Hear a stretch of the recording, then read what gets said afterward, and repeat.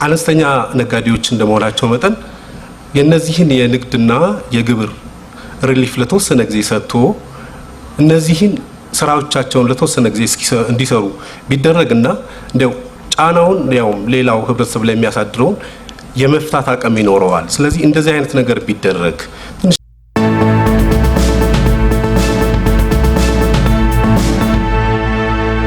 እድሜና ጤና ለክብር ጠቅላይ ሚኒስትራችን የወጣትነት መልካቸው ተቀይሮ በጣም እንትን ብሎ ፊዚካሊ ሁሉ ሳይቀር መስዋዕት አድርጎ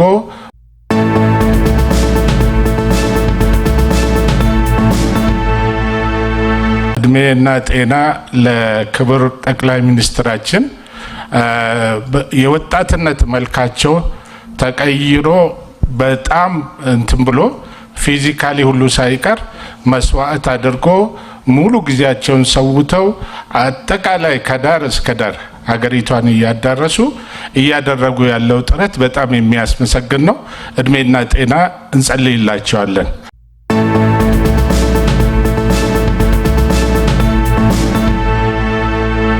በከተማችን ላይ በአንዳንድ ግለሰቦች ኢንዲቪጁዋል የሚደረግ በተለይ ወደ ማምሻ ላይ ንጥቂያና ዝርፊያው ትንሽ መንቀሳቀስን ራሱ እስከ እንትን ማስተጓጎል ድረስ የሚደርስ ስለሆነ ይሄንን ነገር እንደው የሆነ መፍትሄ የሚሰጥበት ቢኖር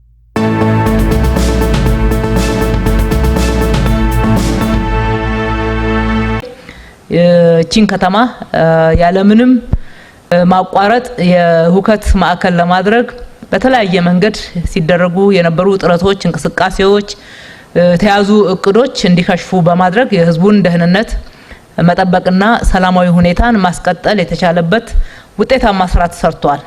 በተለይም ከተማችን ላይ ወሳኝ የሆኑ ህዝብ የሚሰበሰብባቸው አካባቢዎችና ወንጀል ሊፈጸሙ ይችላሉ በሚል ትንተናና ጥናት የተደረገባቸው አካባቢዎች ላይ የሴኩሪቲ ካሜራ አለን። በህዝብ እንቅስቃሴም ሆነ በተለያየ መንገድ ንጥቂያና ሌብነት ሳይቀር በክትትል ተደርሶበት ተጠያቂ የሚሆኑበት አግባብ አለ። ይሄንን አጠናክሮ መቀጠል ያስፈልጋል።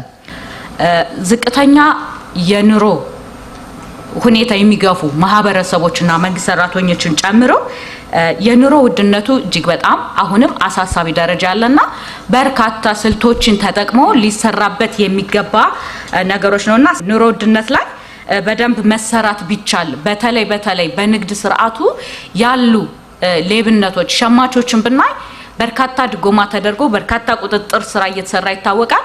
ስኳር፣ ዘይት ኗሪ ጋር ሳይደርስ መርካቶ ነጋዴ ላይ እጅ ላይ የሚገኝበት ሁኔታ አለና በሚሰራው ስራ ልክ አንድም ቴክኖሎጂን እዛ አካባቢ መጠቀም፣ ሁለት የተጠያቂነት ስርዓትንም ጭምር በደንብ ማየት ይፈልጋል። ንግዱ ማህበረሰብ ላይ በተለይ ዝቅተኛ ንግድ ላይ ያሉት ህብረተሰቦችን ከነዚህ ላይ በተለይ አነስተኛ ነጋዴዎች እንደመሆናቸው መጠን የነዚህን የንግድና የግብር ሪሊፍ ለተወሰነ ጊዜ ሰጥቶ እነዚህን ስራዎቻቸውን ለተወሰነ ጊዜ እንዲሰሩ ቢደረግና እንደው ጫናውን ያው ሌላው ህብረተሰብ ላይ የሚያሳድረውን የመፍታት አቅም ይኖረዋል። ስለዚህ እንደዚህ አይነት ነገር ቢደረግ ትንሽ ሪሊፍ ቢሰጣቸው ከዛ ይልቅ እንዲያው ትልቅ አቴንሽን ሰጥተን ብንመለከት ደስ የሚለኝ እኔ አሁን አንዳንዴ ወደ መርካቶ አካባቢ እኔ ያየሁትን ነው። ቅዳሜ ዕለት ለሚሄድ ሰው ሪሲት አግኝቶ ዕቃ መገበያየት ከባድ። ስለዚህ እንደው እዚህ ላይ ትልቅ ግብር ከፋይ እንደመሆናቸው መጠን ትንሽ ጫና ተደርጎ ቢሰራበት የግብይት ሰንሰለቱን ከማሳጠር በተጨማሪ ህገወጥነትን መቆጣጠር ነው። ህገወጥነትን መቆጣጠር ላይ የተሰሩ ስራዎች አሉ፣ መቀጠል አለባቸው። በህገወጥ መንገድ ለመክበርም ሆነ ማህበረሰቡ ላይ ለሚደርሰው ጫና ምንም ግድ የሌላቸው የንግድ ማህበረሰብ አባላት በከተማችን ቀላል አይደሉም። ቀላል ቁጥር የሚሰጣቸው አይደለም። ቅድም አንድ የምክር ቤት አባል ዝቅተኛ ደረጃ ላይ ያሉ የንግድ እንቅስቃሴ ውስጥ ያሉ እንደው ግብር ኤግዘምት ቢደረጉና ቢያድጉ የሚል ሐሳብ ተነስተዋል። ሐሳቡ አይከፋም፣ ጥሩ ነው። ነገር ግን የተሻለ እንዴት አርጌ አጋጣሚውን አግኝቼ የተሻለ ልክበር ነው እንጂ ያለው አስተሳሰብ እንዴት አርጌ ከማህበረሰቤ ጋራ ተያይዤ ልደግ የሚለው አስተሳሰብ ገና ብዙ ሊሰራበት የሚገባ ነው። በማህበራዊ ኃላፊነትን መወጣት ጥሩ እንቅስቃሴዎች አይተናል። ጥሩ ልምድ እየዳበረ ነው። ማስፋት አለብን። ነገር ግን ፍትሃዊ በሆነ ሁኔታ ሰርቶ ተገቢውን ትርፍ ማግኘትም ላይ ያለው አስተሳሰብ ክፍተትና ተግባር ብዙ ቁጥጥር የሚያስፈልገው ነው።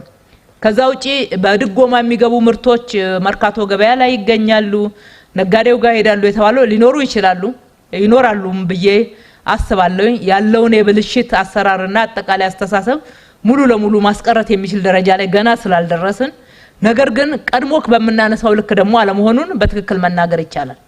በአብዛኛው ትኩረት ከሰጠናቸው ሪፎርም እያመጣንበት ካለው ተቋም ውስጥ የህብረት ስራ ማህበር ነው። እስከታች ድረስ ከአመራር እስከ ሸማቾች ህብረት ስራ ማህበር ድረስ ጠንካራ ሪፎርም ውስጥ እያስገባ ነው። ማህበረሰቡም እንዲቆጣጠር ኤምፓወር አድርገናል፣ እንዲቆጣጠሩ በአካባቢያቸው ላይ ያለ። ቀጥሎ ደግሞ የምንሰራው ማን ነው በድጎማ የሚመጣው ምርት ማግኘት ያለበት? ራሱ ከሸማቾች ሱቅም ጭምር በሰፊ ሰልፍ እየተገዛ ተመልሶ የችርቻሮ ሱቅ ውስጥ የሚገባበት ሁኔታ ስላለ ማለት ነው። ማን ነው ማግኘት ያለበት? እንዴት አድርገን እንለየው? ምን አይነት መለያ ሰጥተን ለነሱ ብቻ መሸጥ የምንችልበትና ማቅረብ የምንችልበትን አግባብ መተግበር ያስፈልጋል። አንዱ የሪፎርማችን አካል ነው። እንግዲህ በአጠቃላይ የኑሮ ውድነትን ለማሻሻል መሰረታዊው መፍትሄ ማምረት ነው። ምርትን መጨመር፣ መስራት ነው። የሚሰሩ እጆችን ማብዛት፣ ማጠናከር፣ ትንንሽ ነገሮችን ሰርተን አለመርካት፣ ችግሩን የሚመጥን ብቻ ሳይሆን ከችግሩ ወጥተን ወደ ብልጽግና ልንሻገርበትን የምንችል የስራ እንቅስቃሴዎች ዘላቂ በሆነ ሁኔታ ጊዜያዊ ችግሮችንም መፍታት በሚችሉ ደረጃ አቅደም መስራት ነው። ከተማችን ላይ ከዚህ በፊት እንደምታውቁት ሁሉ ምርት ከከተማው ውጪ ከገጠር አካባቢ ከክልሎች መግባት እንዳለበት ይታሰብ ነበር። ከተማን የህንጻ ጫካ ብቻ አድርጎ የመመልከት ሁኔታ።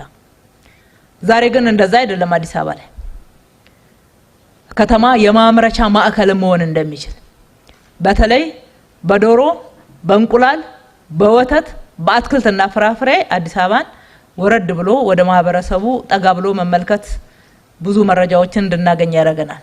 ትንሽ ወደ መሃል ከተማው ላይ ያሉ ክፍተቶች አሉ።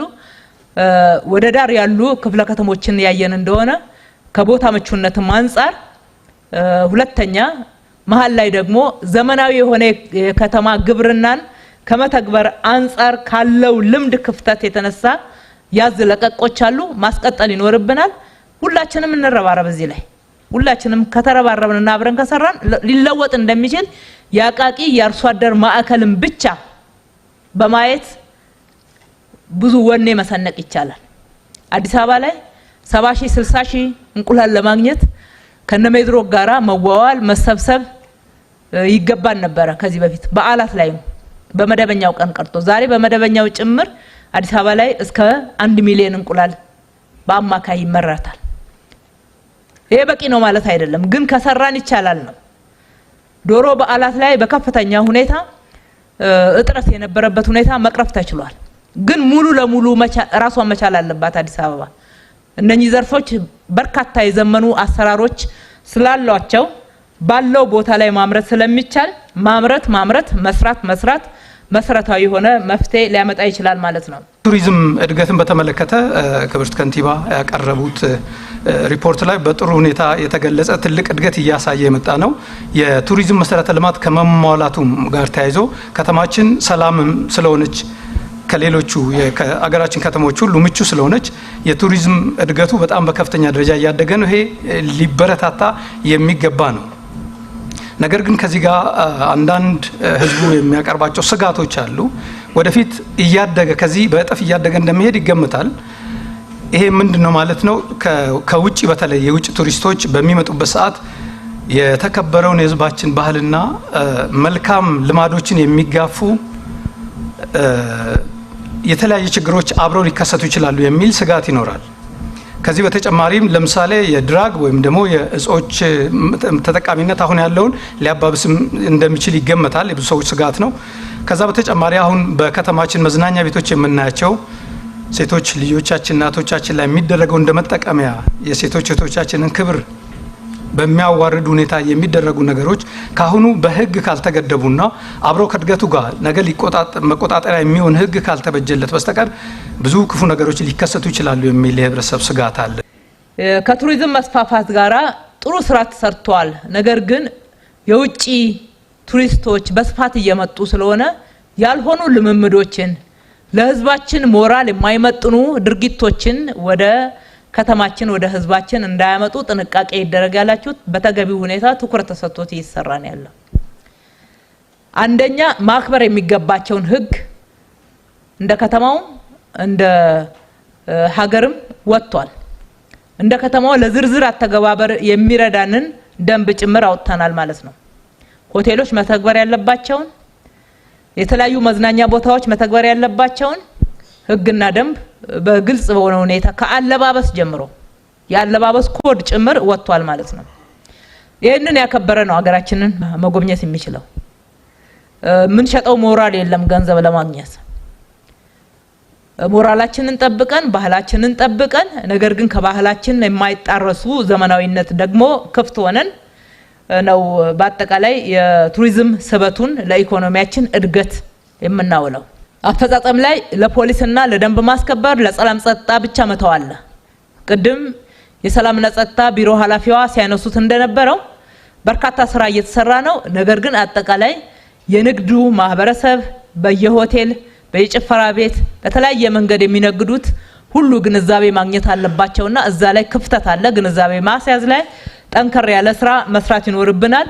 ህጉንም ማስተግበር ላይ ጠንካራ አመራርና የክትትልና የትግበራ ስርዓት ተጠያቂነትንም የመተግበር ስራ ይሰራል ማለት ነው። ከዚህ ከተማውን ከማስዋብ ጽዱ፣ አረንጓዴ፣ ምቹ ከማድረግ አንጻር ሁሉም ሰው የሚያየው የሚመሰክረው ስራ ተሰርቷል። እኔ ጠዋት ወጥቼ በመመላለስበት ከቡልቡላ የቂሊንጦ የአቃቂ መስመር በጣም በረሃማ የነበረው በዛ ፍጥነት መቀየሩ እኔ እጅግ አድርጌ አመሰግናለሁ። በደንብ ከተሰራ እነዚህ የተበጣጠሱትን ማገናኘት ከተቻለ ወደ ስታንዳርድ ማምጣት የሚቻልበት ከተፈጠረ ከተማዋ ለሁሉም ዜጎች ምቹ ሁኔታ መፍጠር ይቻላል። የተፈጠሩ ፕላዛዎች ሰዎች እዛ የሚዝናኑበት ሁኔታ ምን ያህል አጥተው እንደነበረ የሚያሳይ ነው። እንደው ስንወጣም ስንሄድ የምናየው ስለሆነ ትልቅ ስራ ነው። በተለይ ወቅታዊ ሁኔታዎችን ታሳቢ ተደርጎ 24 ሰዓት ይሰራ ነበረ። አመራሮችም በእያንዳንዱ ስራ ላይ ነበራቸው ተሳትፎ ትልቅ ምስጋና አለኝ። ይሄ ስራ እንዳይንጠባጠብ እንዳይቆራረጥ መደረግ አለበት። ከዚህ ቀደም የተጀመሩ ነገሮች በመሃል ይቋረጡና እነዚህ የሚያጓጉ እጽዋቶች፣ አረንጓዴ ተክሎች በአጭር ጊዜ ይደርቃሉና ወደዛ እንዳይመለስ እንደው አጽንኦት ቢሰጠው የሚላለኝ እጅግ ያማረ ስራ ነው የተሰራው። ከልማት ስራ አንጻር በተለያዩ አካባቢዎች የተጀመሩ የስፖርት ማዘውተሪያ ቦታዎች በተለይ ለወጣቱ ትውልድ በአካል በስነ አእምሮ የተገነባ እንዲሆን ለማድረግ ትልቅ አስተዋጽኦ አላቸው። ከዚህ ቀደም ለስፖርት ማዘውተሪያ ቦታ ተብሎ የነበሩ ቦታዎች ለተለያዩ የልማት አካል እየታጠሩ ለብክነት ይዳረጉ የነበሩ ቦታዎች በዚህ መንገድ ተቀይረው በማየት እንደ አካባቢው ነዋሪም እጅግ ደስ ነው የሚለው። መጠናከር አለበት። ሌሎች አካባቢዎችም ይሄ ስራ መስፋፋት አለበት። የስፖርት ማዘውተሪያ ቦታ ማስፋፋት የጤና ተቋማትን ከመገንባት ባልተናነሰ ትልቅ አቅም አለው። ዜጎች የራሳቸውን ጤና በራሳቸው እንዲያመርቱ እድል ይፈጥራልና ለአካባቢውም ኦፕን ስፔስ ነው የሚፈጥረው። ትልቅ ነገር ነውና እኔ ከምንገነባቸው ግንባታዎች ባልተናነሰ ልዩ ትኩረት ሰጥቶ ቢስፋፋ የተጀመረው ስራ ጥሩ ነው የሚናለኝ። ከዚሁ አያዢ አቃቂ ኢንተርናሽናል ስታዲየም ግንባታ ለረጅም ጊዜ ተጓቶ የነበረ ነው። አሁን የሚያስመሰግን ደረጃ ነው ያለው። ተጠናቆ ለአገልግሎት የሚውልበት ሁኔታ ቢፈጠር የሚናለኝ። የአዲስ አበባ ከተማ እጅግ በጣም ውስብስብ ችግሮች ያሉበት ከተማ ነው። የአዲስ አበባ ከተማን ህዝብ ማገልገል ብቻ ሳይሆን በየክልሉ የሚመጡትን እየፈለሱ እነዚህን ሁሉ የማስተዳደር የማገልገል ኃላፊነትን የተሸከመች ከተማ ናት። የከተማው ከንቲባ ጽህፈት ቤት በጣም አፕሪሼት ማድረግ ብዙዎችን ከተሞች ብናነብና ብናይ እጅግ በጣም እየተሻሻለ ዘመናዊ የሆነ እነዚህን ከተሞች ለማስመሰል የሚደረገው ጥረት የከተማችን ውበት በዚህ መልኩ የማሳየት ብቻ ሳይሆን ሁልጊዜም የምንለው አጠቃላይ ነዋሪው ኢትዮጵያ ህዝብ አስተሳሰብን የሚቀይር ሁሉ ነው። ምክንያቱም ዘመናዊነት ትልቅ አስተሳሰብ የመቀየር ኃይል አለውና ነው። ቀድሞ እንኖርበት የነበረው አካባቢ እጅግ በጣም ወደኋላ በቀረ ሁኔታ የምናየው ዛሬ የምናያቸው ነገሮች ሁሉ ሰዎች ነዋሪዎች ሁሉ አስተሳሰባቸው እንዲቀይሩ የሚደረግ ነው። ምክንያቱም በተለያየ መልኩ ወጣቱም አዛውንቱም የሚከታተለው ሚዲያ ከተሞች ምን እንደሚመስሉ ያያል። የአዲስ አበባ ከተማችን ደግሞ እንዲህ በመሰለ መልኩ ሲሆን ከተማውን የማስጠበቅ ከተማውን የማስዋቡን የሚዋብበትን ሁኔታ ሁሉ የማስጠበቅ የማስቀጠል እንደ ትልቅ እንትን ሽሩሩ ብለን የምታያል ከተማ እንድትሆን የምናደርግና ከሌሎች ሀገሮች ከተሞች ሁሉ እያነጻጸን ራሳችን ትልቅ ደረጃ ላይ አለን ብለን ሌሎች ቦታዎች እንኳን ብንሄድ የምንመሰክርላት ከተማ መሆኗ በጣም ሁላችንም በዚህ ምክር ቤት አባል የሆኑ ሁሉ በእኛ ዘመን የሆነ በሚል በክብርት ከንቲባ እጅግ በጣም እኔ እንደ ሴትም አፕሪሼት የማደርገው ሁላችንም እንድንኮራ በመደረጉ ምክንያት ይህንን ምስጋናም ለማቅረብ ነው። ይሄ ለውጥ የመጣው በወጣቶች ተሳትፎና ትግል እንደመሆኑ መጠንም ከዚህ አንጻር ከተማ አስተዳደራችንም እንደ መንግስትም በተለይ ወጣቶች ላይ ትውልድ ላይ ህፃናት ላይ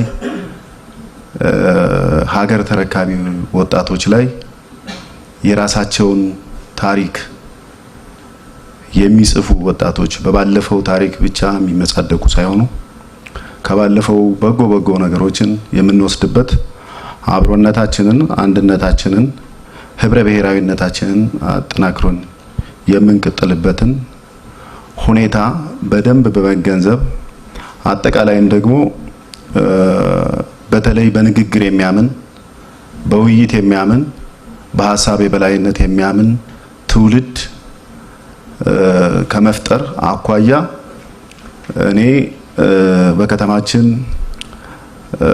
በተለይ መሪ አመራር ኮር አመራሩ በተለይም ክብርት ከንቲባችን ምስጋና ይቸራቸዋል ብዬ ለማንሳት ፈልጌ ነው። ይሄን ማነሳበት ዋና ምክንያት ወጣቶች፣ የስፖርት ቤተሰቦች ትውልድ የሚያነሳቸው መሰረታዊ ጥያቄዎች እየተመለሱ ሲመጡ ትልልቅ ፕሮጀክቶች እየተገነቡ ሲመለከት ትላንት በትንንሽ ነገሮች የምንነታረክበት እርስ በርስ የምንጋጭበት ሁኔታ ምቹ ሁኔታ እየተደፈቀ ሲሄድ የሱ ደስታ የሱ ሀሴት በጣም ትልቅ ነው። ከዚህ አኳያ ከተማችን ውስጥ የወጣቶች ጥያቄ የመጀመሪያው የስፖርት ማዘውተሪያ እና የስብዕና መገንቢያ ማዕከላት ናቸው። ከዚህ አንጻር ባለፉት 6 ወራት ብቻ ከ38 በላይ የሚሆኑ የስፖርት ማዘውተሪያ ስፍራዎች ተገንብተዋል። እሱ ብቻ አይደለም። ባለፉት የለውጥ ዓመታት ብቻ በ3 ዓመታት ውስጥ በጠቅላላ ከተማችን ውስጥ ካለው በቆጠራ ካረጋገጥናቸው 1238 ውስጥ 741 የሚሆኑት የስፖርት ማዘውተሪያ ስፍራዎች ዓለም አቀፍ ስታንዳርዳቸውን የጠበቁ ሁለገብ የሆኑ የስፖርት ማዘውተሪያዎች፣ ሳቢና ማራኪ የሆኑ ሁሉን አቀፍ የሆኑ የስፖርት ማዘውተሪያ ስፍራዎች በተለይም በዚህ በታላቁ የአድዋ መታሰቢያ ሙዚየም ውስጥ 2 ኢንተርናሽናል ስታንዳርዳቸውን የጠበቁ የስፖርት ማዘውተሪያ ስፍራዎች አሉት። ከዚህም ባሻገር የሴቶች ተሐድሶ ማዕከላት ላይ 3 የሚሆኑ የስፖርት ማዘውተሪያ ስፍራዎችም አሉት። እንዲሁም በዚህ አመት በክብርት ከንቲባችን ኢኒሼቲቭ የባለፈውም አመት እንደምናስታውሰው ብዙ ወጣቶች ብዙ ጥያቄ ያቀርባሉ። ጥያቄዎቹን በመመለስ ዓለም አቀፍ ስታንዳርዱን የጠበቀ እንዲሆን የአቃቂ ዞናል ስቴዲየም የነበረውን ወደ ኢንተርናሽናል እንዲሸጋገር በማድረግ በጣም በሚያምር በደመቀ ሁኔታ እየተሰራ ያለ እንደመሆኑ መጠን በጥቅሉ ስንመለከት ካሉን አጠቃላይ የስፖርት ማዘውተሪያ ውስጥ 60% በዚህ 3-4 አመት ውስጥ የተሰራ ነው። ስለዚህ ብዙ ጊዜ ስፖርት ማዘውተሪያ ስፍራዎች ብቻ ሳይሆኑ ሙያ ቦታዎች ተሰርተው ሲያበቁ አመራሩ ተመልሶ የመመልከት ቴንዴንሲው በጣም ዝቅተኛ ነው። ተመልሶ ወጣቶችን በማበረታታት አብሮ የአካል ብቃት እንቅስቃሴ በማድረግ ትልቅ ተሞክሮ የሚሆን ስራ እየሰሩ ስለሆነ እና እኔም በዚህ አጋጣሚ የዚህን ከተማ ወጣት እንደ መምራቴ መጠን የወጣቶችን ስሜት በተለያዩ መድረክም ስለምናዳምጥ ስለምንነጋገር ምንም እንኳን ጥቂት ግለሰቦች በተለያየ መንገድ የከተማችን ወጣቶች ለመጠቀም ጥረት ቢያደርጉም የአብዛኛው ስሜት ኦልሞስት 99% በሚባል ደረጃ የከተማችን ካለው አጠቃላይ ነዋሪ ውስጥ 70% ወጣት ነው። ስለዚህ ይሄ ወጣት በፊትም አትቀርቡንም፣ አታወያዩንም፣ አታነጋግሩንም ከሚለው አስተሳሰብ ወጥቶ በአንድነት በፍቅር በወንድማማችነት ስሜት የመጣበት ደረጃ የአመራር ትልቅ ቁልፍ ሚና ስለሆነ እነሱንም አብሮ በመሆን በማበረታታት እየሰሩ ያለው ስራ በጣም ከፍተኛ ስለሆነ የተከበረው ምክር ቤት አንድ ጊዜ በሞራል እንዲያመሰግንልኝ በታላቅ አክብሮት ለመጠየቅ ነው። አመሰግናለሁ። በመሰረተ ልማት ግንባታ ላይ ያሉ ጉድለቶች የቀረቡ ሲሆን ምላሽ ተሰጥቶባቸዋል።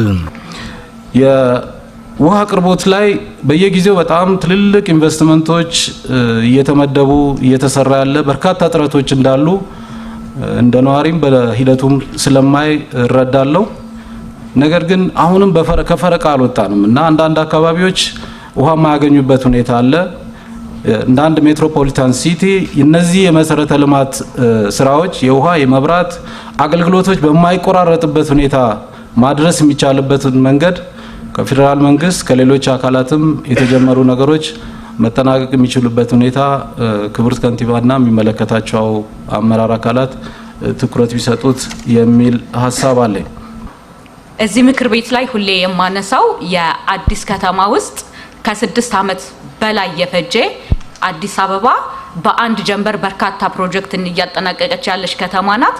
ከመሳለሚያ 18 ያለው መንገድ ግን ከ6 ዓመት በላይ የፈጀ የወሰን ማካለል ስራው 100% ተጠናቆ ያለቀ ህዝብ እጅግ በጣም እየተንገላታ ያለ የታመመ ሰው ሲኖር እንኳን አምቡላንስ መግቢያ ያጣበት ሁኔታ ችግሩ አሳሳቢ መሆኑ ሁሌም እስከምንመጣበት እስከዚህ ሰዓት ድረስ ነዋሪዎች እየደወሉ ሁሉ እየነገሩን ያለበት ሁኔታ አለና እሱ መንገድ ለምንድነው እንዲጠናቀቅ ያልተደረገ? አሁን ላይ የነዋሪው የመልካም አስተዳደር ችግር ስለሆነ ለማለት ነው።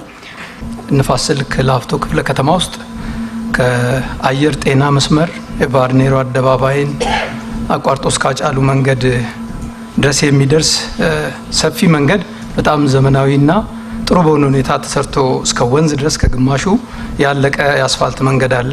ይሄ ዋናው መንገድ ላይ ያለውን ትራፊክ መጨናነቅ ያቃልላል ተብሎ ተስፋ የተጣለበት ነበር። ወንዝ ጋር ከደረሰ በኋላ ቆሟል። ምናልባት ከ2 ዓመት በላይ ይሆናል በእኔ ግምት። የቆመበት ምክንያት ብዙ ሰው አስተያየት እንደሚያቀርበው አንድ መኖሪያ ቤት መንገዱ ላይ ወንዙን ተሻግሮ መሰራቱ ነው። የመኖሪያ ቤት መንገዱ ሲሰራ አብሮ እየተሰራ እየታየ የነበረ ነው። አሁን ቆሟል መንገዱ። በሱ ምክንያት የቆመ ከሆነ ለቤቱ ተገቢው ካሳ የሚከፈልበት ሁኔታ ተከፍሎ መንገዱ ለምን አልቀጠለም የሚል ነው። የህዝብ ቅሬታ አለ። እዚህ ላይ የሚመለከተው አካል ምን ይላል የሚል ነው። ከላምበረት ወደ ኮተቤ የሚሄደው መንገድ ላይ አዲስ መንገድ ነው። መሀል ላይ ያለው አካፋይ ብዙ ጊዜ አደጋ እያስከተለ እያስቸገረ ነው ያለው። ብዙ ሰዎችም በዚህ ላይ ያወሩ አለ።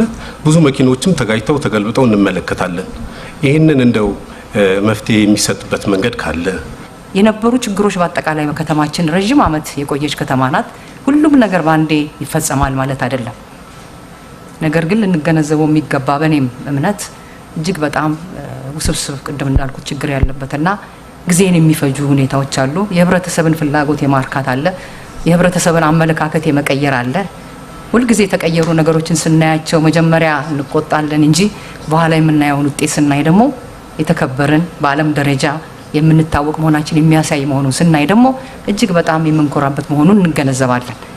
በመሆኑም ዛሬ የቀረበልን ሪፖርትን በማይበት ጊዜ በአጠቃላይ ፐርፎርማንሱ ያየነው እጅግ በጣም ከፍተኛ ውጤት የተመዘገበበት እንደሆነ ክብርት ከንቲባችን ባቀረቡት አይተናል። ይህ በሙሉ አንድ ከተማ ከንቲባ መስራት የሚገባውን የአገልግሎት አሰጣጡን፣ የኢንፎርሜሽን ቴክኖሎጂውን፣ ህግና ደንብን የማስከበር ኢንቨስትመንትን የማስፋፋት የውሃ የፍሳሽ የመሳሰሉት ሁሉ የማንኛውም ዓለም ከተሞች መስራት የሚገባውን እንቅስቃሴ ሁሉ ተሰርቷል። ለዚህም ደግሞ ሁሉ ነገር በአንድ ምሽት የማያልቅ ባለመሆኑ ነገር ግን ያሁኑ አፈጻጸም እንደምናየው ከፍተኛ ውጤት ያየንበት ነው። ለዚህም ሁላችንም የምንኮራበት ነው ብዬ ለመናገር ፈልጋለሁ። የኤሌክትሪክ አገልግሎት አሰጣጥን በተመለከተ እውነት ለመናገር ሁላችንም ከኤሌክትሪክ አገልግሎት ውጪ አይደለንምና እናውቀዋለን። ብዙ ችግሮች የነበሩበት አሁን በብዙ መልኩ የተሻሻለ ነው አገልግሎት አሰጣጡ። ይሄ ሊመሰገን ይገባል ኤሌክትሪክ አገልግሎት። ነገር ግን አንዳንድ በጣም ትክክል ያልሆኑ ነገሮች ደግሞ ይታያሉ አብረው። ለምሳሌ ቆጣሪ ይሸጣል። የኤሌክትሪክ ቆጣሪ እንደ ማንኛውም እቃ ከሰፈር ቤት የፈረሰባቸው ሰዎች የያዙት ሊሆን ይችላል፣ ይሸጣል ቆጣሪ በግለሰብ። ከዛ በኋላ የመብራት አገልግሎት ሳያቅ ይቀጠላል፣ ቆጣሪ ይሰጣል ማለት ነው። ይህ ማን ነው የሚቀጥለው ሲባል ብዙ አስተያየት እንደምሰማ ሰዎች እንደሚሉት በስነ ምግባር ጉድለት ከኤሌክትሪክ አገልግሎት ድርጅቱ ራሱ ያባረራቸው በፊት ሰራተኞች የነበሩ ሰዎች ሄደው ይቀጥሉላቸዋል። ከዚህ በኋላ ግን ብዙ የህብረተሰብ ቅሬታዎች ይቀርባሉ። እኔም ቅሬታ ካቀረቡ ሰዎች ውስጥ አንዱ ነኝ፣ እንዲስተካከል ማለት ነው። ግን አሁንም ህገወጥ ቆጣሪዎች በየቤቱ አሉ በብዛት፣ በተለይ በማስፋፊያ አካባቢዎች ማለት ነው። ይሄ ነገር ህጋዊ ነው ወይ? እንዴት ነው የሚታየው? አንደኛ ይከፍላሉስ ወይ? አይከፍሉም ነው ሲባል የምሰማው። ሳይከፍሉ የመንግስትን ሀብት የህዝብን ንብረት መጠቀምስ ይቻላል ወይ? ይሄ ለምን እርምጃ አልተወሰደበትም የሚል ጥያቄ ነው። በጋራ መኖሪያ ቤቶች አካባቢ ያለ የመሰረተ ልማት ግንባታ ነው። ያው በሪፖርቱ ላይም ልዩ ትኩረት እንደሚሰጠው ከዚህኛው በሚቀጥሉት 6 ወራት ላይ ልዩ ትኩረት እንሰጣለን የሚል ነገር ተቀምጧል። ነገር ግን እኔ ምናልባት በከተማ ፕሮጀክት ስር የተካተተ ኦልሬዲ ለኮንትራክተር የተሰጠ ነገር ግን ደግሞ እስካሁን ያልተጠናቀቀ ምናልባት ያው የአስተዳደር ወሰኑ ወደ ኦሮሚያ ቢሄድም ማለት ነው። በኮዬ ፈጬ ላይ ፕሮጀክት 16 እና 17 ኦልሬዲ የተረሳ ፕሮጀክት ነው የመሰረተ ልማት ግንባታ ማለት ነው። መንገድ ተቆፍሮ ምናልባት ለአምቡላንስ አይደለም ቃሪዛ እንኳን የታመመን ሰው ተሸክሞ የማይከድበት ሁኔታ አለና ምናልባት ያው በከተማ ባጀትም ነው የሚሰራው። የፕሮጀክቱ ባለቤት መንገዶች ባለስልጣን ነው እስካሁን አንድ ኦቨር ስላላደረገ ለሸገር ከተማ። ስለዚህ መገንባት አለበት ብዬ ስላሰብኩ ነው የምጠይቀውና ምናልባት ትኩረት ቢሰጠው ፕሮጀክት 16 እና ፕሮጀክት 17 ኮዬ ፈጬ ላይ አትክልት ተራ የሚመጣው መንገድ ጠባብ ነች። እዛ ጋር መጨናነቅ እንዳይፈጠር የተሻለ የሚሆነው በድልድይ ማሸጋገር አይቻልም ወይ? ከዚህ የሚወርደውን አሸጋግሮ ታች ወደ ቸርችል ጎዳና ላይ መቅጠም አይቻልም ወይ? በዛች በኩል መጠነኛ አስተያየት ነች፣ ቢታሰብ መልካም ይመስለኛል። በተመሳሳይ ሁኔታ በጊዮርጊስ የሚገባም ቢታሰብ መልካም ይመስለኛል። የመጀመሪያው ከምክር ቤት አባላት የተነሳው የኃይል መቆራረጥ አዎንታዊ እየተሻሻለ የመጣ ቢሆንም የኃይል መቆራረጥ ላይ በርካታ የምንሰራቸው ስራዎች አሉ። ከ2009 2010 ጀምሮ በአራት ምዕራፍ የተከፋፈለ የኃይል መቆራረጡን ለመቀነስ ፕሮጀክቶች ተቀርጾ እየተተገበሩ ይገኛሉ። ሁለቱ ፕሮጀክቶች ተጠናቀዋል። አንደኛው ፕሮጀክት የ73% አፈጻጸም አለው። ሌላኛው ደግሞ በዓለም ባንክ ፋይናንስ የተደረገው አሁን ነው ኮመንስ ያደረገው። እነዚህ ፕሮጀክቶች የሚጠናቀቁት በ2017 በጀት ዓመት መጨረሻ ድረስ ነው። በተለይ የሶስተኛው ምዕራፍ ፕሮጀክት በአንድ አመት ጊዜ ውስጥ ይጠናቀቃል ሙሉ በሙሉ። የአራተኛው ምዕራፍ ፕሮጀክት ደግሞ በአንድ አመት ተኩል ውስጥ ይጠናቀቃል። ከዚህ በፊት በተሰሩ ስራዎች አዎንታዊ ለውጦች አሉ። ለዚህ ማሳያ የሚሆኑ በርካታ እንትኖችን ማቅረብ ይቻላል። የኛም ከሰው ንክኪ ነፃ የሆነ መስፈሪያ ኢንዲኬተር አለ። እነሱ መሻሻሉን ያሳያሉ። የዚህ ኢቨንቶች ስናከብር የአፍሪካ ህብረትንም ጨምሮ ሌሎች ኢቨንቶችን ስናከብር የሚያሳዩ ኢንዲኬተሮች አሉ። የኃይል መቆራረጡን አንዱ የሚያበዛው እነዚህን ፕሮጀክቶች ስንተገብር እያጠፋን ነው የምንሰራው። አብዛኛው 28% የሚሆነው የኃይል መቆራረጥ የሚከሰተው እነዚህን ፕሮጀክቶች ስንተገብር ኃይል እያቋረጥን ነው የምንሰራው 2-3 ጊዜ። ከዚህ በስተቀር ግን በጥሩ ሁኔታ ፕሮጀክቶች ተቀርጾ በአንድ አመት ተኩል ውስጥ የሚያልቅ ቴክኖሎጂን ያካትታል፣ አንደርግራውንድ ኬብሎችን ያካትታል። ብዙ ስራዎች እየተሰሩ ይገኛሉ። ኦፕሬሽኑም ማኔጅመንቱም በዛው ልክ እየተሻሻለ መጥቷል። ተቋሙም ደግሞ በአጠቃላይ ሪፎርም ውስጥ ነው የሚገኘው። አሁንም አንድ የአደረጃጀት ሪፎርም ተጠንቶ ተጠናቆ በቅርቡ ተግባራዊ ይሆናል። ስለዚህ የኃይል መቆራረጡ በጥናት እየተመለሰ መሆኑን ለመግለጽ ነው። ሁለተኛው ከቆጣሪ ስርቆት ጋር ተያይዞ የተነሳው አንድ ደንበኛ ኃይል ለማግኘት የሚያስፈልገው መስፈርት አንድ ጉርድ ፎቶግራፍ ማመልከቻና የቀበሌ መታወቂያ ነው። ከዚህ ያለፈ ከአንድ ደንበኛ የሚፈለግ እንትን የለም። ደንበኞችን ወደ አልተገባ የቆጣሪ ስርቆት ውስጥ የሚያስገባ አሰራር የለም። ከዚህ በፊትም እንደዚህ አይነት ኢንሲደንቶች አላጋጠሙንም። ብዙ ምናልባት ከሸገር ከተማ አስተዳደር ጋር ተያይዞ የተፈጠሩ ሁነቶች ካሉ አጣርተን እርምጃ ወስደን ሪፖርት የምናቀርብ ይሆናል። አላጋጠሙንም ብዙም ከዚህ በፊት እንደዚህ አይነት እንትኖች። ከአገልግሎት አሰጣጥ አንጻር አገልግሎት አሰጣጣችንን ከቅሬታ አቀራረብ ጀምሮ ከገንዘብ ስብሰባ በቴክኖሎጂ እንዲደገፉ አድርገናል። የገንዘብ ስብሰባ ስርዓታችን ሙሉ በሙሉ ዲጂታል ሆነዋል። ደንበኞች የዲጂታል አማራጮችን ተጠቅሞ ከ90% በላይ ደንበኞች በዚህ እንትን ነው የሚከፍሉት። አዲስ ኃይል ማመልከትንም ጨምሮ ወደዛ እየወሰን እንገኛለን። አገልግሎት አሰጣጡን በዘመናዊ ቴክኖሎጂ እንዲደገፍ እያደረግን እንገኛለን። ከጋራ መኖሪያ ቤቶች ጋር ተያይዞ የመሰረተ ልማት አቅርቦትን በተመለከተ የተነሳ ጥያቄ አለ። የመሰረተ ልማት የመንገድ የትራንስፎርመር ማስቀመጫ በተሟሉባቸው ቦታዎች ላይ የማጠናቀቂያ ስራዎችን እየሰራን እንገኛለን። የእቃ አቅርቦት ጥረቶች ነበሩ። እነሱ አሁን በተወሰነ ደረጃ ስለተፈታ 40-63 ሳይቶች የቀሩ ነበሩ። አሁን እነሱን እያጠናቀቅን እንገኛለን። ቦሌ አያት 3፣ 4 እና ቦሌ ቡልቡላ የነኮ እየፈጨንም በዛው አግባብ እያስተናገድን እንገኛለን። ይሄን ለመጨመር ነው። አመሰግናለሁ። በተለይ ግን የትራፊክ ፍሰቱን ማሳለጥ እንዲቻል ከአሮጌው ፖስታ ቤት ወደ መሐሙድ የሚሄደው መንገድ ተሻጋሪ መንገድ ቢሆን የበለጠ ትራፊኩን ያሳልጣል የሚል ጥያቄ አንስተዋል። ከትራፊክ ፍሰት አንጻር እንዳሉት መፍትሄ የሚሰጥ ቢሆንም ነገር ግን አድዋ አካባቢ በተለይ ፒያሳ አካባቢ ያሉት አካባቢዎች እጅግ ታሪካዊ ከመሆናቸው ጋር ተያይዞ እሱን ታሪካዊ ይዘቱን እንዳይለቅ፣ በተመሳሳይ ሁኔታ ደግሞ የተሻጋሪ ድልድይ በምንሰራበት ጊዜ የአድዋ ድልድዩም ላይ ጥላ እንዳያጠላና እይታም እንዳይጋርድ ታሳቢ በማድረግ ነው። ነገር ግን አሁን የተሰራው መንገድ ከ6 በላይ ሌኖች ወይም 6 መኪኖችን በአንድ ጊዜ ማስተላለፍ የሚችልና ከላይ የሚመጡ መኪኖች በቀላሉ 2 ሌፍት ተርን የተፈቀደ እንደመሆኑ መጠን ያሰቡትን የትራፊክ መጨናነቅ በመንገድ መብራት ለመፍታት የታሰበ መሆኑን ለማብራራት ነው። በሁለተኛነት የጠየቁት የተከበረው የምክር ቤት አባል የአውቶቡስ ተራ መሳለሚያ ፕሮጀክት ዘግይቷል፣ ስለዚህ ልዩ ትኩረት ቢሰጠው ያሉት ትክክለኛ ኮንሰርን ነው። እንደሚታወቀው ይሄ ፕሮጀክት የተጀመረው በ2012 የዛሬ 4 ዓመት ነው።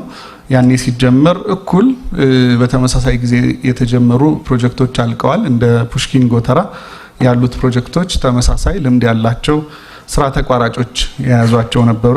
ሆኖም ግን ከ600 በላይ ቤቶች የነበረበት በመሆኑ የወሰን ማስከበሩ የመጀመሪያዎቹን 3 ዓመት ተኩል ዘግይቶ ነበረ።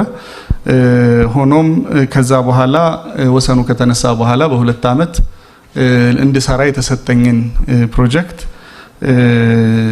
በውለታ ጊዜ ውስጥ ወሰን ባለመነሳቱ ምክንያት የዋጋ ማካካሻ በልዩ ሁኔታ ካልተደረገ መቀጠል አልችልም ስላለ ስራ ተቋራጩ እሱን በልዩ ሁኔታ እየታየ ነው። በአጭር ጊዜ መፍትሄ ይሰጠዋል የሚል እምነት አለን። ስለዚህ እሱ መፍትሄ እንዳገኘ ወደ ስራ መግባት የሚቻልበት አግባብ አለ። ከዚህ አንጻር እንግዲህ ትልቁ የፕሮጀክቱ ስራ የነበረው ወደ 40 ሜትር የሚረዝም ድልድይ ያለው የሱ ድልድይ ግንባታ እየተከናወነ ነው። 800 ሜትር የሚሆነው የመንገድ ክፍል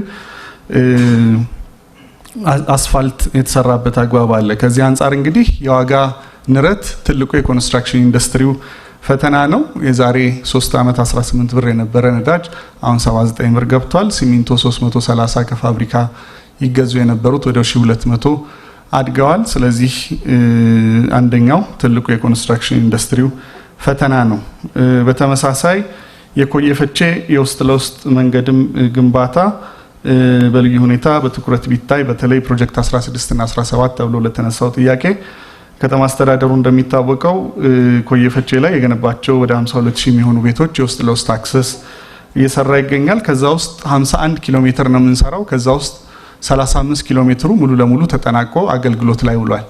ሆኖም ግን ፕሮጀክት 16 እና 17 ላይ ተመሳሳይ የወሰን ማስከበሩ እጅግ በጣም ዘግይቶ የነበረ ከመሆኑ የተነሳ ተመሳሳይ የዋጋ ማካካሻ ጥያቄ ስላለው እሱን በመፍታት በፍጥነት ወደ ትግበራ የሚገባበት አግባብ ይኖራል። ከውስጥ ለውስጥ መንገዶች ጋር በተያያዘ እንግዲህ የውስጥ ለውስጥም ዋና መንገዶችም ከተማ አስተዳደሩ በዚህ በጀት ዓመት ብቻ ከ2 ቢሊዮን ብር በላይ ወጪ ያላቸው 12 ፕሮጀክቶችን በመገንባት የትራፊክ ፍሰትና የመንገድ ደህንነቱን በማረጋገጥ የጉዞ ወጪና ጊዜን በመቀነስ ትልቅ አስተዋጽኦ ያበረከቱ በርካታ ስራዎች እየሰራ ይገኛል። በቀጣዮቹም በክብርት ከንቲባም በተሰጠው አቅጣጫ መሰረት በሚቀጥሉት ቀሪ ወራት ወደ 18 የሚሆኑ ፕሮጀክቶችን በማጠናቀቅ ለአገልግሎት እንዲውሉ እየተሰራ ይገኛል። በተመሳሳይ ውስጥ ለውስጥ መንገዶች ከምንሰራቸው መካከል የኮብልስቶን መንገዶች ይገኛሉ። የኮብልስቶን መንገዶች እስከ ሰቤዝ ድረስ ህብረተሰብ ተሳትፎ ህብረተሰቡን በማስተባበር የሚሰራበት ሁኔታ አለ። ስለዚህ እሱም እንግዲህ የሚመለከቱት የክፍለ ከተሞች እስከ ሰቤዝ ድረስ ከነሱ ጋር እና ከህብረተሰብ ተሳትፎ ጋር በትብብር በመስራት የኮብል ማንጠፉን ስራ ትኩረት ሰጥተን የምንሰራበት አግባብ ይኖራል። ሌላኛው ከንፋስ ስልክ ያሉ የተከበሩ የምክር ቤት አባል ያነሱት የከናሰው ሪል ስቴት የሚሄደው መንገድ በአንድ ቤት ምክንያት ቆሟል ያሉትን ነው። እንግዲህ በተለያየ ፌዝ ለመስራት ነው ያንን መንገድ የታቀደው። አንደኛው ከናሰው ሪል ስቴት ሄዶ አርሴማ ቀለበት መንገድ ጋር ቀለበት መንገዱ ጋር ሄዶ በመግጨት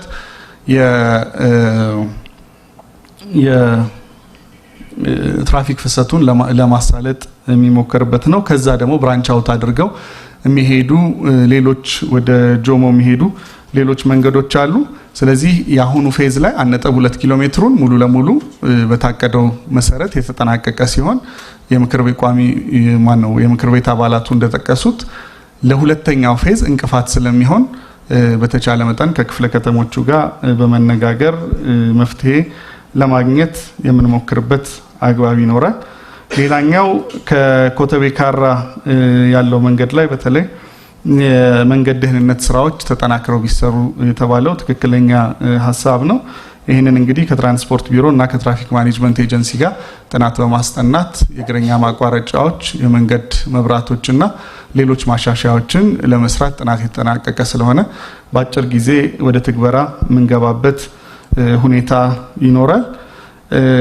ከዚህ ጎን ለጎን እንግዲህ ትልቅ ፈተና የሆነው መንገዶች የምንሰራው ለእግረኛና ለተሽከርካሪ ብቻ ሲሆን ነገር ግን መንገዶችን ከታለመላቸው ዓላማ ውጪ የማዋል ተግባራት በተደጋጋሚ ይስተዋላል። እዚህም ቅድም የተጠቀሰው የላምበረት ኮተቤ ላይ 02 በተለምዶ የሚባለው ቦታ ላይ ለጉሊት ከታለመለት ዓላማ ውጪ መንገዱን እያዋሉ ያሉበት ሁኔታ አለ። ከየካ ክፍለ ከተማ ጋር በመነጋገር እና እነዛን ህገወጥ ንግዶች ወደ ሌላ ቦታ ሪሎኬት በማድረግ የትራፊክ ፍሰቱን ለማሳለጥ የምንሞክርበት አግባብ አለ። ሌላኛው ከዋጋ ንረት ባልተናነሰ እንግዲህ የማቴሪያል እጥረትና በተለይ የሲሚንቶ እጥረት ትልቁ ፈተና ነበር ባለፈው 6 ወር ውስጥ። በተቻለ መጠን እንግዲህ የመንገድ መሰረተ ልማት ትልቅ ፍላጎት ያለው እንደመሆኑ የሲሚንቶ ፍላጎት አንደኛው ትልቅ ፈተና ሆኖ ነበር የሚለውን ለማንሳት ነው። እጅግ በጣም አመሰግናለሁ። የመንገድ ልማት፣ የመብራት፣ የውሃ፣ የገበያ ማዕከላት ላይ የተነሳው ከመንገድ ጋራ በተያያዘ የተነሳው እንግዲህ በዚህ በለውጥ ዘመን የአዲስ አበባን የመንገድ ሽፋን በሚገርም አይነት ሁኔታ ከፍ ማድረግ ተችሏል። ከነበረው በእጥፍ መረጃውን በደንብ ማየት ትችላላችሁ። ብዙ መንገዶች ተሰርቷል። የውስጥ ለውስጥ መንገዶችም ዋና ዋና መንገዶችም ደረጃቸውንም ከፍ በማድረግ በኩል አዲስ አበባ በጣም ሰፊ ናት። መንገድ የነበራት ወደ መሃል አካባቢ ብቻ ነው፣ ለዛውም ጠባብ መንገዶች ማለት ነው። የመንገድ ሽፋኑንና የህዝብ ስፋቱን የከተማዋን እድገት በምንመለከትበት ሰዓት ከ20 ሽፋን ያልበለጠ አሁንም ገና ብዙ መስራት ይጠበቅብናል። መንገድ ላይ የሚደረግ ኢንቨስትመንት ደግሞ ቀላል አይደለም፣ ትልቅ በጀትን የሚጠይቅ ነው። የምንሰራቸው መንገዶች ጊዜያዊ ማስተንፈሻ የችግሮች ጊዜያዊ ምላሽ መሆን የለባቸው። የከተማዋን ደረጃ የዓለም የዲፕሎማሲ ማዕከል መሆኗን የአፍሪካ ህብረት መቀመጫ እና ዋና ከተማ መሆኗን የሀገራችን ዋና ከተማ መሆኗን ትልቅ የኢኮኖሚ የማህበራዊ እንቅስቃሴ የሚደረግባት ትልቅ ከተማ መሆኗን የሚመጥን መንገድ መሆን መቻል አለበትና ከዚህ አንፃር ሁሉም በአንድ ጊዜ ልናዳርስ አንችልም። ነገር ግን የምክር ቤት አባላት ያነሳችሁት ጥያቄ ደግሞ ትኩረት ልንሰጠው እንደሚገባ በሪፖርታችን ማንስተናል። የቆየበት የራሱ የሆነ ምክንያት አለ። ምክንያት ለህዝቡ ምላሽ ሊሆን አይችልም። ነገር ግን ደግሞ ህዝቡ መደገፍ አለበት። እነኛ የወሰን ማስከበር ስራዎች በጊዜ ቢሰሩ ኖሮ አንደኛ ሌላ መንገድ እንሰራበት ነበር። አሁን ብዙ ነው የዋጋ ለውጥ ያመጣብን። የአካባቢው ማህበረሰብ ነው ተደራጅቶ ይከላከል የነበረው ወሰን ማስከበር እንዳይደረግ የሚሰራው ለማህበረሰቡ። የተለያየ ሰው ማፈናቀል ነው ተብሎ ድምጽ የሚሰማው ከዛው አካባቢ የሚሰራው ለማህበረሰብ እስከሆነ ድረስና ማህበረሰቡ የማይወደውና ያልፈለገው ልማት ከሆነ ቀዝቀዝ አደረግ ነው። ስናደርግ ዋጋው በእጥፍ ነው ያደገው። ሌላ መንገድ እንሰራበት ነበር። ጉዳቱን ሲያውስ ደግሞ ተባበሩ ከከተማው አስተዳደር ጋራ እነኛ ቤቶች ተነሱ። ተገቢውን ካሳ ከፍለን ቤት ተክተን በዛ መንገድ ነው ያነሳነው።